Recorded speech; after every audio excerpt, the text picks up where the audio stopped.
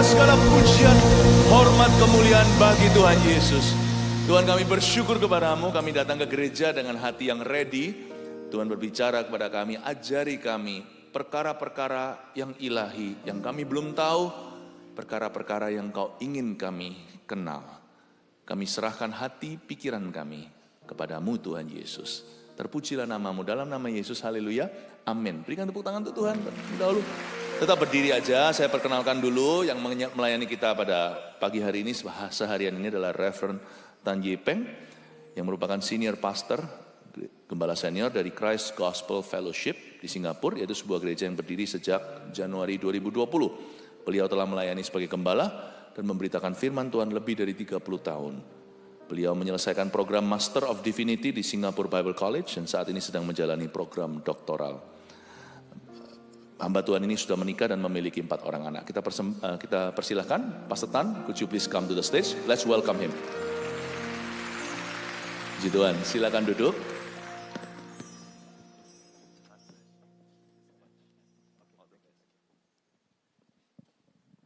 Shalom, brothers and sisters.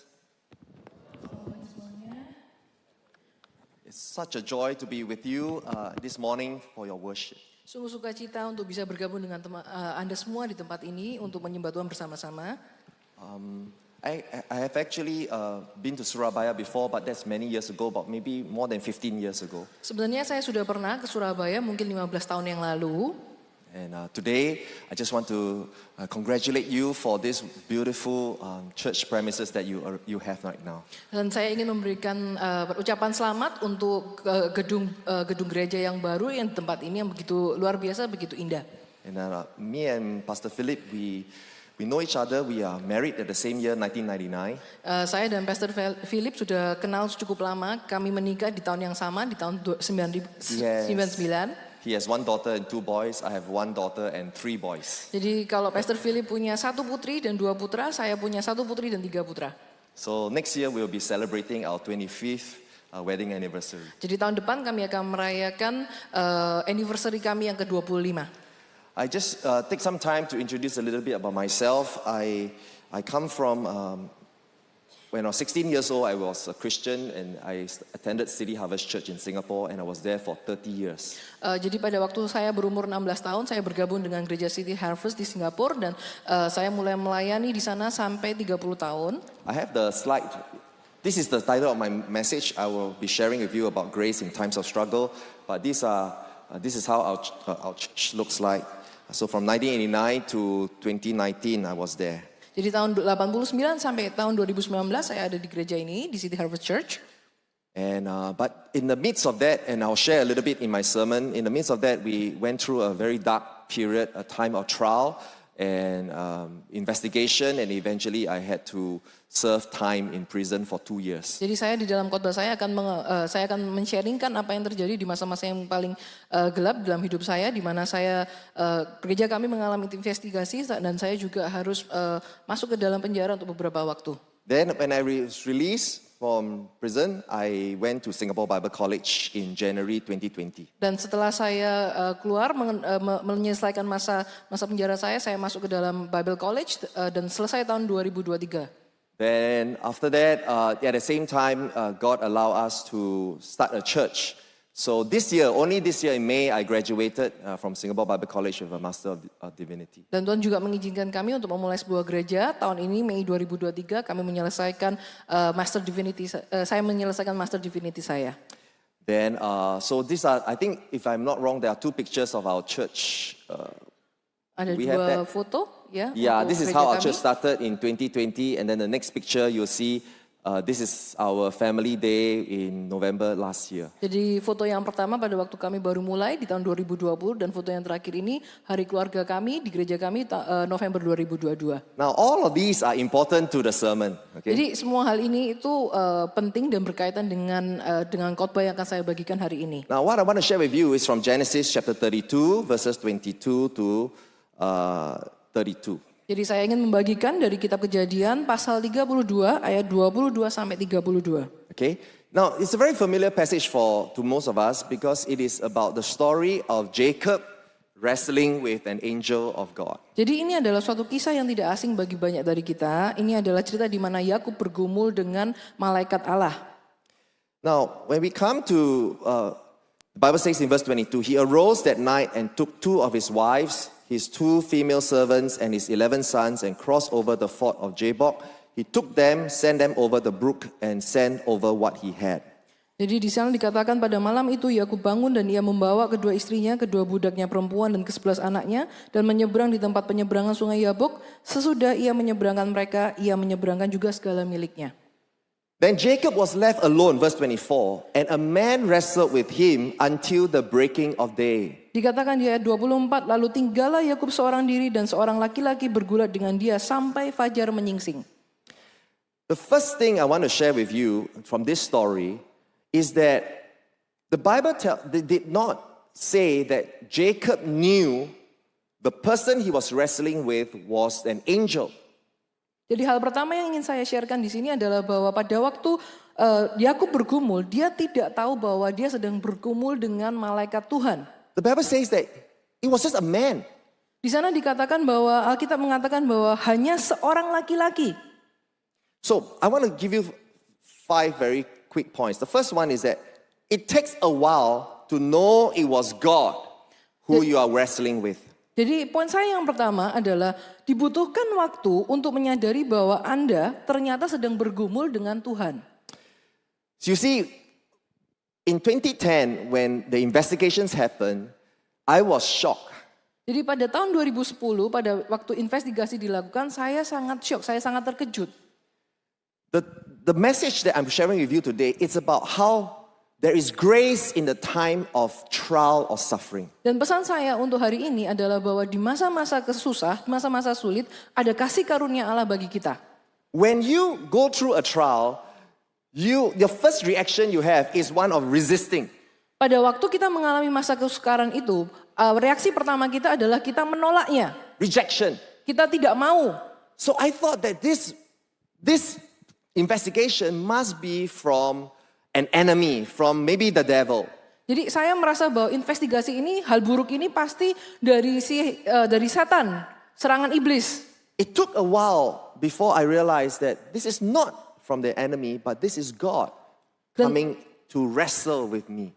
Dan saya membutuhkan beberapa waktu untuk mengerti bahwa ini bukanlah serangan dari iblis, tapi ini adalah Tuhan yang sedang bergumul, bergulat dengan saya. And I want to share with you that when you go through this kind of wrestling or struggle with God, it is to change your life and ultimately bring you salvation. Dan saya ingin berkata kepada Anda bahwa pada saat Anda mengalami masa kesukaran dan Anda bergumul dengan Tuhan, tujuannya adalah untuk mengubah hidup Anda dan membawa keselamatan bagi Anda. So, the second point is this. This wrestling came at night and it lasted all night. Di situ dikatakan bahwa Yakub bergumul dengan orang laki-laki itu sampai fajar menyingsing, sepanjang malam sampai fajar menyingsing.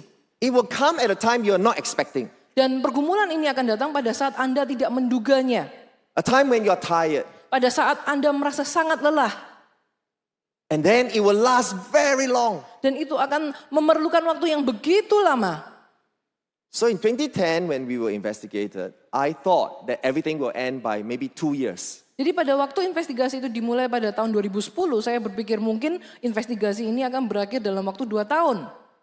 I had to go to the police station many times. Saya harus pergi ke kantor polisi begitu berkali-kali. So in my heart I'm saying, when is this going to end? Jadi dalam hati saya berpikir kapan ini akan selesai? How can this be? Bagaimana ini bisa terjadi? I was born again at 16 years old. Jadi saya itu sudah lahir kembali pada waktu saya berusia 16 tahun. I have never smoked in my life. Saya tidak pernah merokok dalam hidup saya. Never got drunk. Tidak pernah mabuk. I don't party. Saya juga tidak pernah berpesta I just pora. grow in church until I became the deputy senior pastor of the church. Jadi pada waktu itu saya tumbuh di dalam gereja sampai akhirnya saya menjadi wakil dari gembala senior saya. In my eyes, I'm a good man. Jadi di dalam mata saya, dalam pandangan saya ini adalah seorang yang baik. Why must I go through this trial? Jadi mengapa saya harus mengalami pergumulan ini, kesukaran ini? In Singapore, when you are being investigated, almost 95% of the time you are going to go to jail. Jadi di Singapura apabila Anda ini diinvestigasi, maka 95% Anda akan masuk ke penjara. Because they are so confident that they already have things in their hands. Karena mereka sangat amat percaya diri dan mereka udah ada beberapa hal yang sudah ada dalam tangan mereka. I went through a period of depression. Jadi saya mengalami masa-masa depresi. When you're going through this kind of stress, you just feel like, maybe, let's just end it all. Pada waktu Anda mengalami masa tekanan yang seperti ini, mungkin Anda pikir sudah diakhiri sajalah. So you are thinking, there's no more future for ministry. Karena tidak ada lagi masa depan untuk pelayanan. You know, most of the time when pastors, we go through a scandal, it feels like you're fallen from grace. Pada waktu pemimpin-pemimpin rohani seperti pastor itu mengalami skandal, itu seperti Anda tuh jatuh dari kasih karunia Tuhan. But after going through the whole trial, I can testify to you that I have not fallen from grace, but I've fallen into grace. Tapi setelah saya melalui hal-hal ini, saya dapat memberikan testimoni saya kepada Anda bahwa saya bukan jatuh dari kasih karunia Tuhan, tapi saya jatuh masuk dalam kasih karunia Tuhan. In 2012 to 2015, 3 years, I had to go to court. 150 days, in and out, for 3 years. Di tahun 2012 sampai tahun 2015, saya harus keluar masuk ke dalam pengadilan selama 150 hari. Then in 2017, I had to go in for 2 years in prison. Dan akhirnya tahun 2017 saya masuk penjara selama 2 tahun. So total 9 years from 2010 to 2019 before my trial of this suffering ended. Jadi totalnya dari tahun 2010 sampai tahun 2019, 9 tahun sampai sebelum akhirnya segala pergumulan ini selesai. So let's go back to the scripture and you see this in verse 25. When he saw that he did not prevail against him, this angel touched the socket of his hip, and the socket of Jacob's hip was out of joint as he wrestled with him. Mari kita lihat kembali di ayat ke-25. Ketika orang itu melihat bahwa ia tidak dapat mengalahkannya, ia memukul sendi pangkal paha Yakub, sehingga sendi pangkal paha itu terpelecok ketika ia bergulat dengan orang itu. I want to share with you the third point, that this encounter as you go through trial will transform your life. Saya ingin juga membagikan poin yang berikutnya adalah di dalam kepergumulan Anda, perjumpaan dengan Allah itu yang akan mengubahkan kehidupan Anda. Why? Mengapa? Look at the next slide. Because you, in a sense, you will get hurt. And when you get hurt, you will stop fighting. And therein lies the blessing. Karena pada saat itu Anda akan mengalami rasa sakit. Dan rasa sakit ini membuat Anda berhenti bergumul dengan Tuhan. Dan akhirnya Anda akan mendapatkan berkat itu. When I was going through this trial, I was so hopeless, so powerless. Guess what?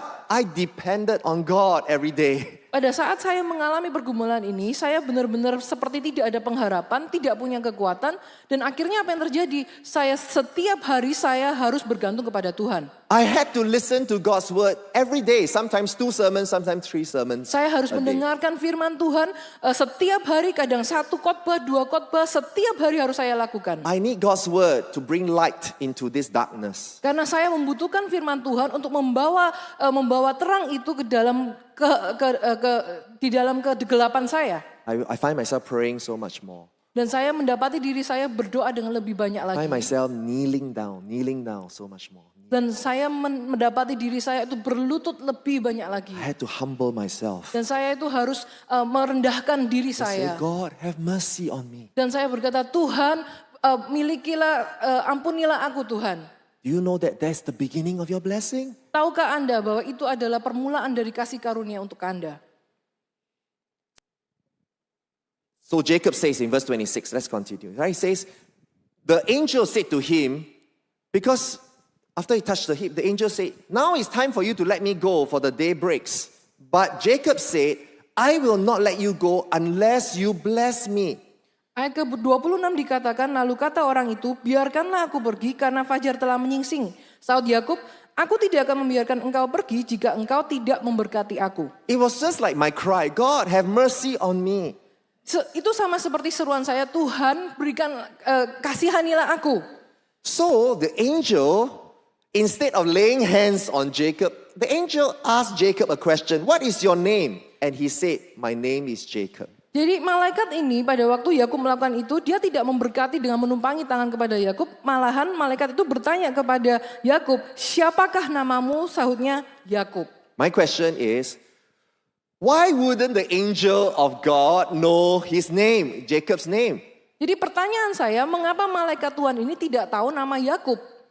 But if you know the story, the reason why Jacob was in the place that he's in now, fearing his brother Esau, was because earlier on he had cheated the birthright from his brother Esau. Tapi mari kita ingat-ingat bahwa Yakub ada di tempat di mana dia berada pada saat itu karena Yakub telah menipu kakaknya Esau sehingga dia harus lari. How did he cheat? Bagaimana dia menipu kakaknya? He came before his father Isaac and pretend to be Esau. Dia mendatangi bapaknya Ishak dan kemudian berpura-pura bahwa dia itu adalah Esau. So when Isaac asked him, "You sound like Jacob, but you feel like Esau, so who are you?" Jadi pada waktu Ishak bertanya, suaramu seperti Yakub, tapi engkau rasanya itu seperti Esau. Jadi sebenarnya kamu ini siapa? And Jacob said, "I am Esau, your son." Dan Yakub berkata, aku adalah anakmu Esau. So now the angel of the Lord says, "Who are you?" Jadi malaikat Tuhan itu bertanya kepada Yakub, What is your siapakah kamu? Siapa namamu? Are you Esau or are you Jacob? Apakah kamu Esau atau kamu Yakub? And he had to humble himself. Dan dia harus merendahkan dirinya Say, "I am Jacob." dan berkata, aku adalah Yakub. God will bring you through the trial to bring you to the place where you have fallen and ask you, "Now I got your attention. It's time for repentance." Tuhan akan membawa Anda melalui masa-masa sukar itu sampai Anda merendahkan diri dan Tuhan akan berkata, aku sudah mendapatkan perhatianmu, sekarang waktunya untuk engkau untuk bertobat. So when the investigation happened for me, my reaction, my attitude was, I didn't do anything wrong. Must be from the devil. Dan jadi pada waktu saya mulai masuk dalam investigasi ini, sikap hati saya pertama-tama adalah saya tidak melakukan hal apa-apa, saya tidak bersalah. Ini pasti serangan iblis. But halfway through the investigation, I realized God was wanting my attention.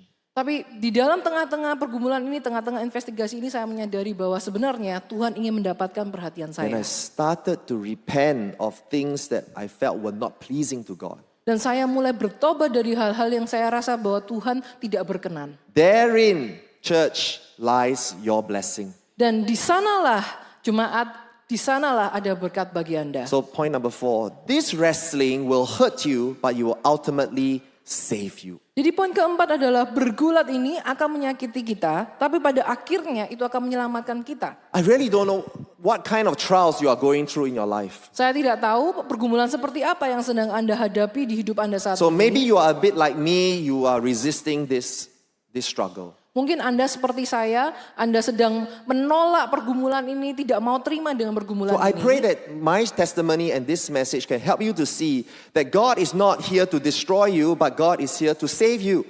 Jadi saya berdoa supaya kesaksian saya dan juga khotbah saya hari ini mengingatkan Anda bahwa Tuhan itu bukan ingin menghancurkan Anda, tapi Tuhan ini ingin memulihkan dan memberkati Anda. Because most of the time we like to pray, God save me from this death or from this trial. Karena seringkali pada waktu kita berdoa, kita berkata, Tuhan selamatkanlah aku dari masalah ini. But you know, God will save you through this trial. Tapi tahukah Anda bahwa Tuhan akan menyelamatkan Anda melalui pergumulan yang Anda hadapi? Are you with me? You know, when they come to the Red Sea, they want God to save them from the Egyptian. Pada waktu bangsa Israel ada di depan Laut Merah, mereka ingin supaya Tuhan menyelamatkan mereka dari orang-orang Mesir yang mengejar mereka. I don't want to cross this sea. Kami tidak mau Tuhan menyeberangi laut ini. But God saved them through the crossing of the Red Sea. Tapi Tuhan menyelamatkan mereka dengan membawa mereka menyeberangi melalui Laut Merah itu. So then now the angel said to him, verse 28, "Your name shall no longer be called Jacob, but Israel, for you have struggled with God and with men, and you have prevailed." Dikatakan di ayat ke-28, lalu kata orang itu, namamu tidak akan disebutkan lagi Yakub, tetapi Israel. Sebab engkau telah bergumul melawan Allah dan manusia dan engkau menang. Basically, God is trying to encourage Jacob and say, Jacob, stop striving. Jadi Tuhan itu sedang berkata kepada Yakub, Yakub berhentilah bergumul, berhentilah bergulat. Learn to surrender your life to me. Dan belajarlah untuk menyerahkan hidupmu kepadaku.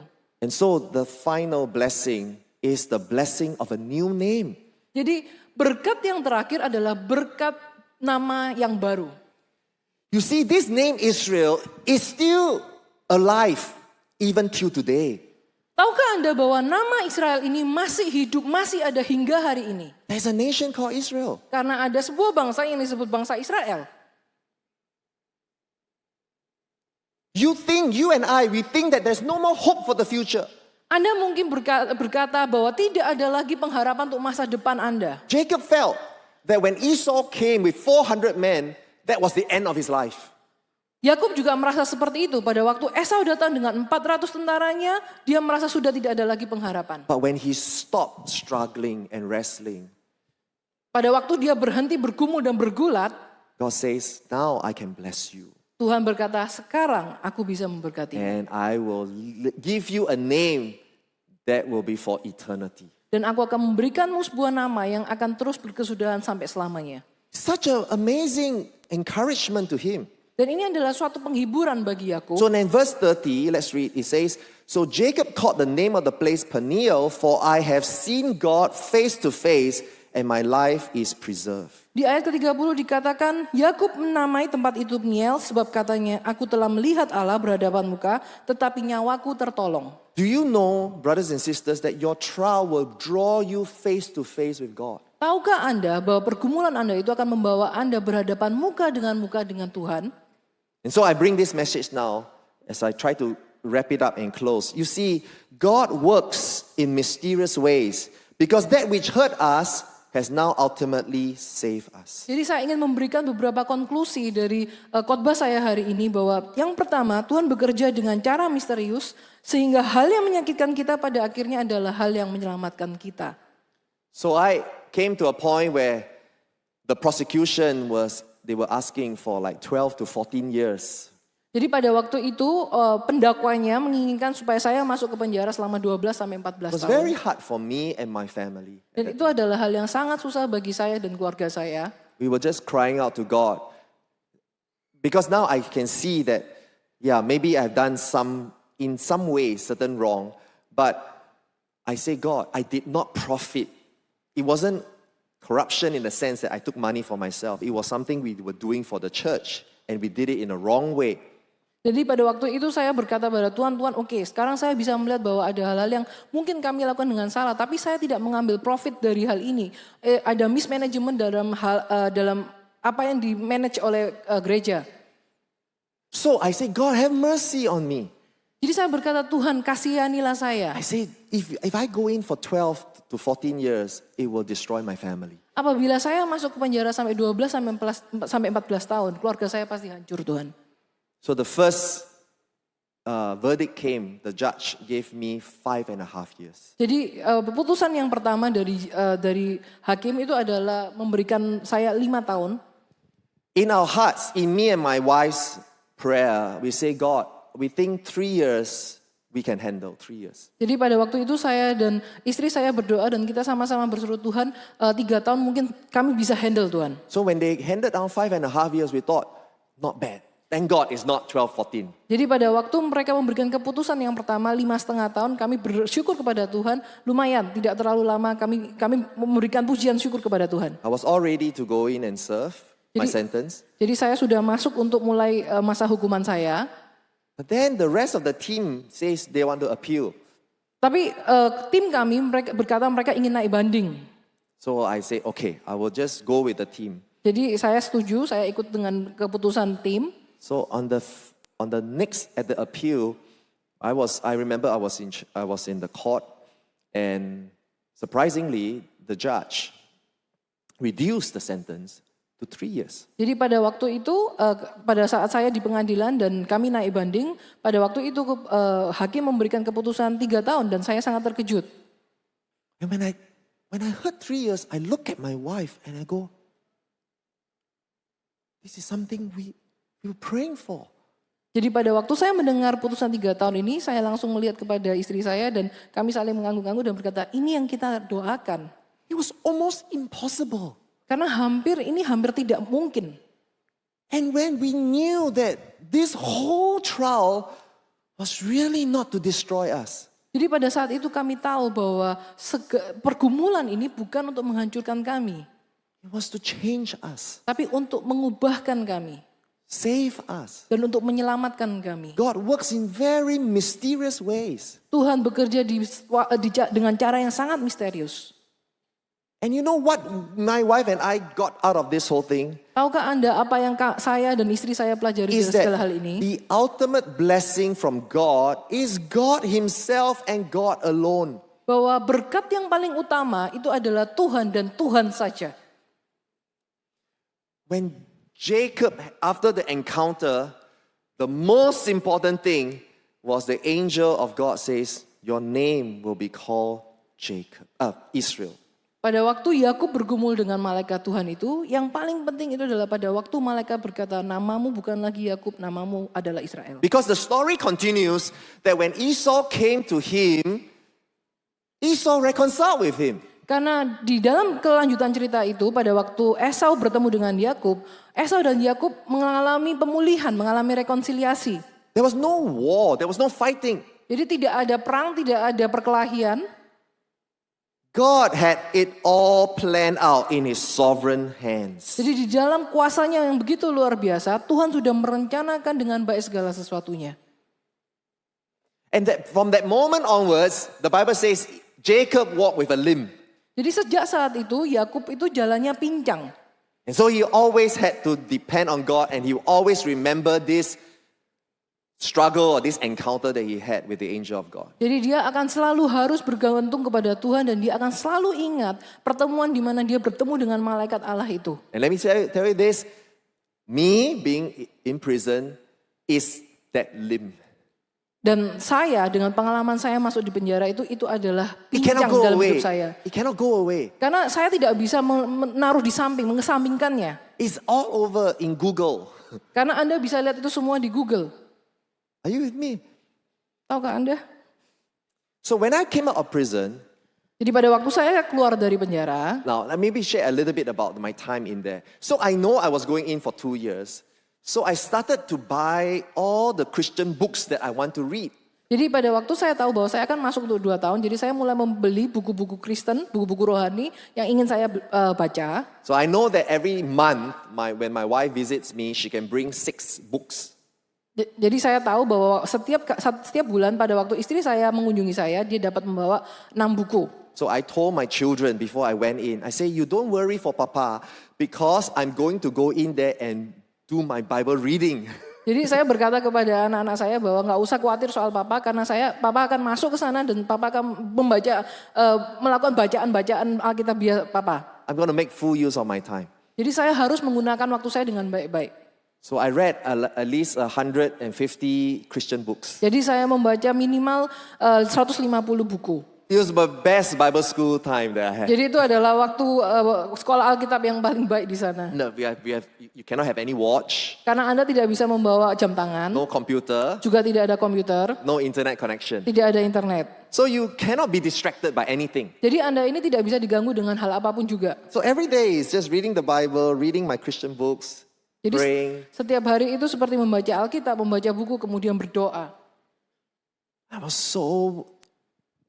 The only pain is the separation from the family. Jadi satu-satunya rasa sakit yang saya rasakan saat itu karena terpisah dari keluarga. That's very painful. Dan itu sangat menyakitkan. But other than that, Tapi selain itu, I was exercising, saya berolahraga. I was eating clean, Saya juga makan dengan bersih, dengan baik. and I was growing spiritually. Dan saya juga bertumbuh secara rohani. So at the end of 2 years, I came out and I said, I need to go to a seminary to sort out my thoughts. Jadi setelah akhir 2 tahun itu saya berkata bahwa saya harus masuk ke seminari atau sekolah Alkitab untuk dapat memulai mengorganisir pemikiran saya. because I read so much. Karena saya membaca begitu banyak buku. So I wasn't thinking of starting a church Jadi saya tidak berpikir tentang memulai sebuah gereja lagi. because I thought I couldn't handle. All right, I've been in prison for 2 years. If I'm going to go into study full time, how can I manage a church? Jadi karena saya berpikir bahwa saya sudah ada di dalam penjara 2 tahun, kemudian apa yang akan bisa saya lakukan? Full time ministry seperti apa yang bisa dilakukan? So in 2019, in November, your beloved pastor came to Singapore and he says, Pastor Tan, because he knows I've come out of prison, let's meet for breakfast. Di November 2019, pada waktu itu, pastor Anda yang tercinta ini pergi ke Singapura dan mengajak saya untuk makan pagi bersama-sama. Then he said this, he said, last night I had a dream about you. Dan beliau berkata bahwa kemarin malam saya mendapatkan mimpi tentang Anda.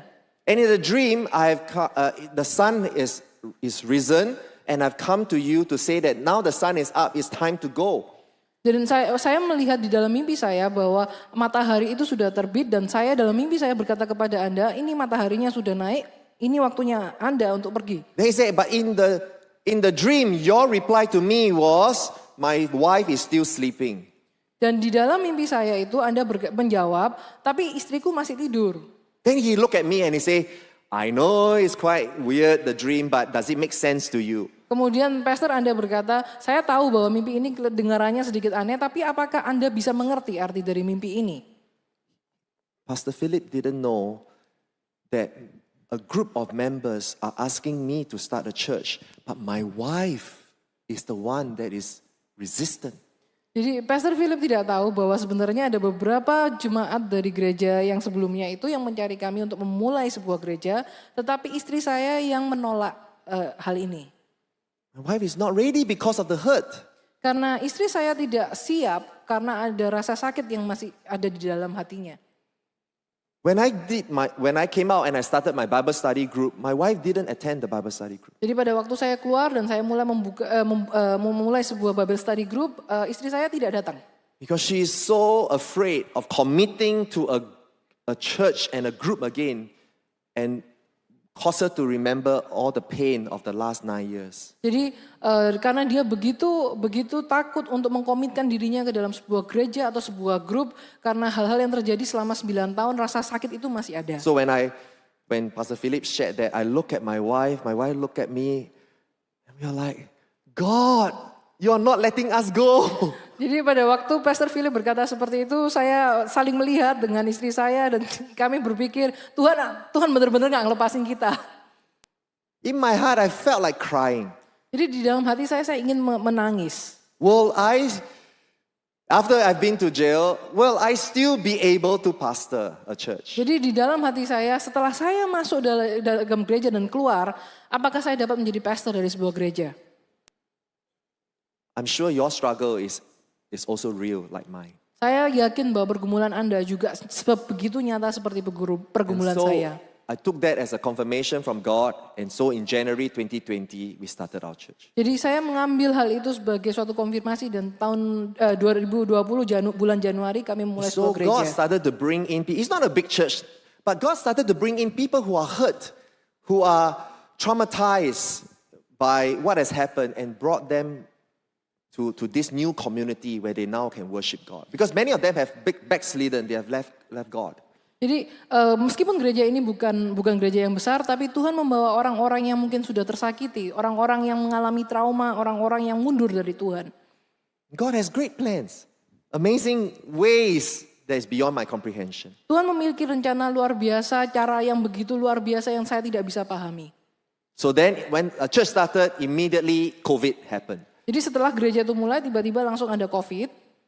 But the church kept on growing, more and more people started coming. Tapi gereja kami terus bertumbuh dan makin banyak orang yang bergabung dengan gereja kami. And by God's grace, I was able to both study and pastor the church at the same time. Jadi karena kasih karunia Tuhan, saya mampu untuk belajar di sekolah Alkitab bersama juga memimpin gereja ini. So let me just end with this, sharing this last slide to say that to learn to cling to God, that was the blessing all along. Jadi saya ingin mengakhiri pesan saya hari ini bahwa belajar bergantung pada Tuhan itu adalah berkat yang selama ini harus saya sadari. I pray that whatever trial that you're going through or suffering or difficulty, that you learn to cling to God, that is your ultimate blessing. Saya berdoa bahwa apapun pergumulan yang Anda alami saat ini, Anda dapat belajar untuk bergantung kepada Tuhan dan menyadari bahwa itu adalah berkat yang sesungguhnya. The blessing of life, the next slide, comes not from what you are holding, but whom you are holding. Jadi berkat kehidupan itu tidak datang dari apa yang Anda pegang, tapi dari siapa yang Anda pegang. Second point, the blessing is God Himself. Dan yang kedua, berkat itu adalah Tuhan sendiri. And number three, your victory is a transformed life. Dan yang ketiga, kemenangan Anda itu adalah hidup yang diubahkan. Finally, do you know that when the angel was struggling with Jacob, right? Yeah. Oh, jadi yang terakhir, tahukah Anda pada waktu malaikat itu bergumul dengan Yakub? It actually tells you that the angel is a representation of God, right? Jadi itu kita bisa lihat bahwa malaikat Tuhan itu adalah sebenarnya penggambaran dari Tuhan sendiri. The angel is like the pre-existent Christ. So in the New Testament, Christ came. Jadi malaikat ini adalah menggambarkan Kristus yang datang di perjanjian baru.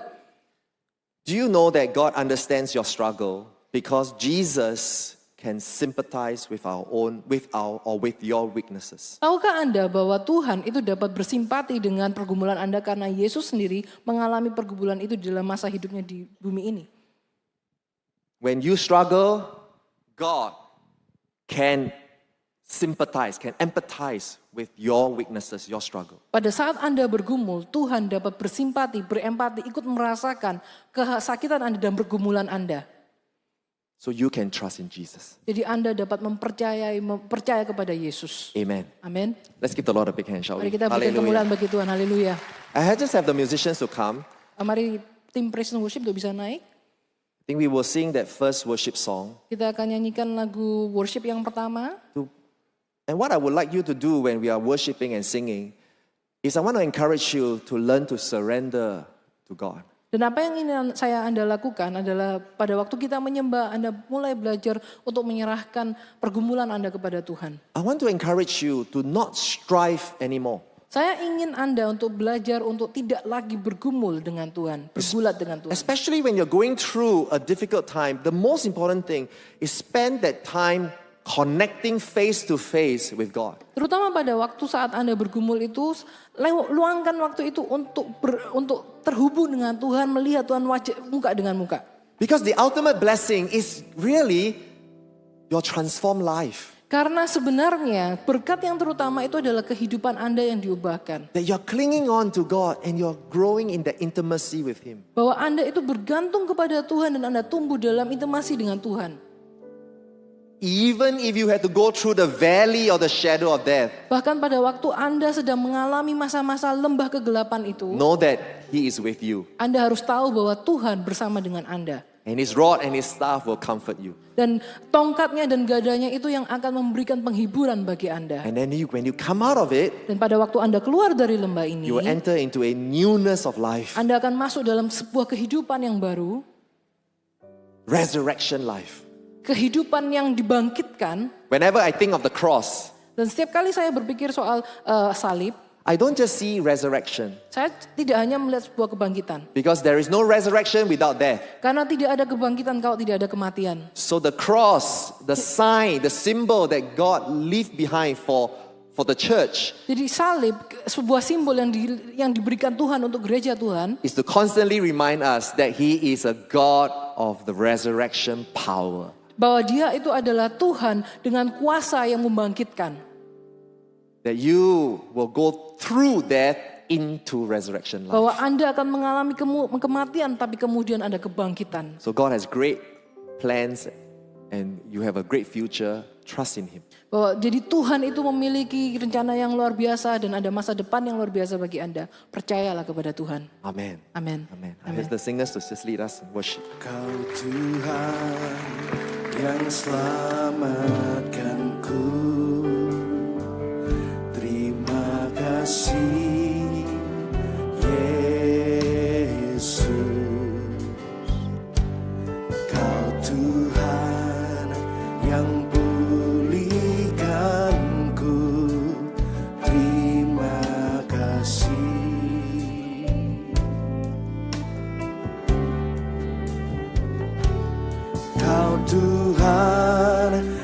sembuhkanku. Terima kasih Yesus, Kau Tuhan memberkatiku. Terima kasih.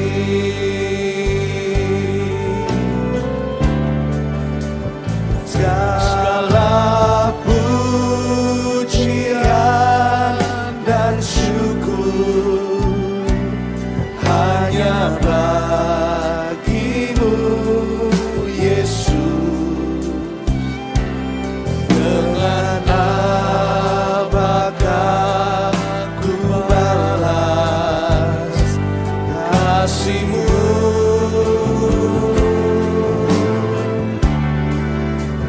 Segala hormat kemuliaan hanya layak bagimu.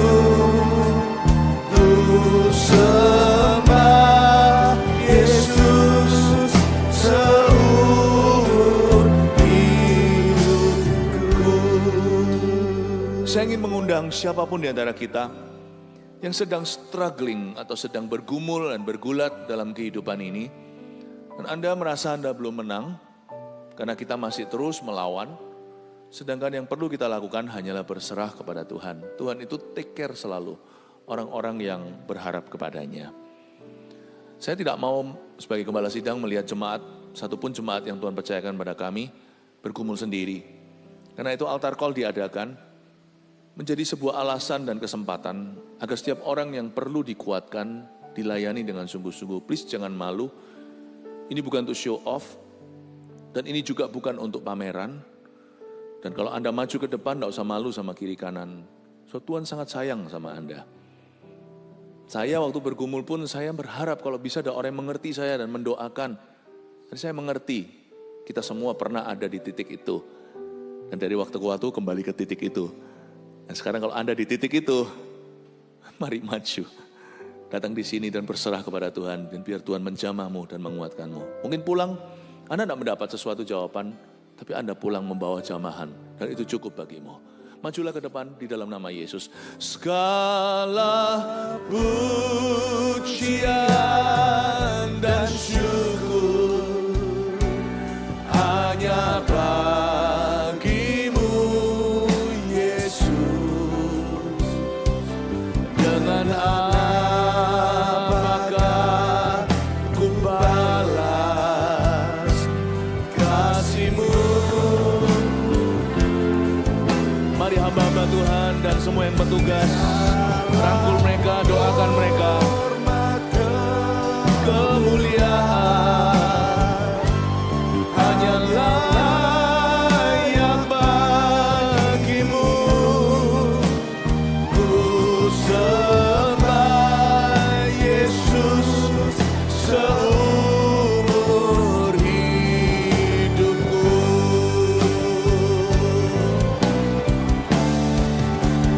Segala pujian dan syukur hanya bagimu, Yesus. Dengan apakah ku balas kasih-Mu?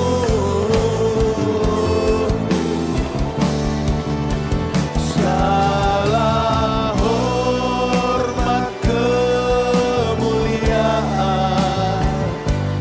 hanya layak bagimu.